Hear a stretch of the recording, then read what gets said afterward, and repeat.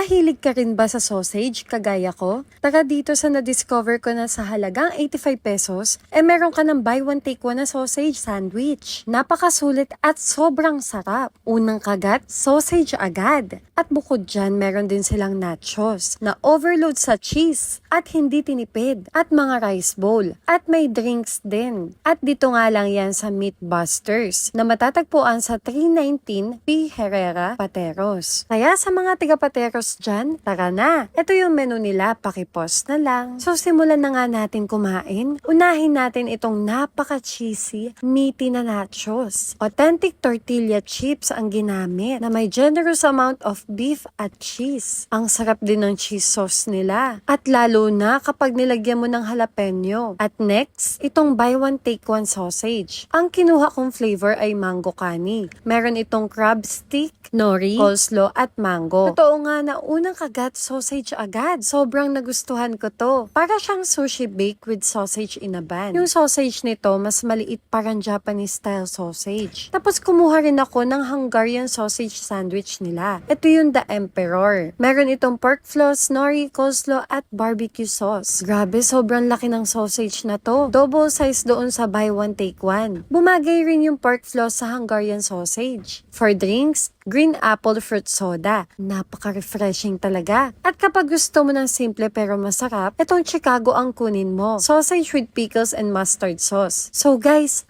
ano pa inaantay nyo? So good na dito!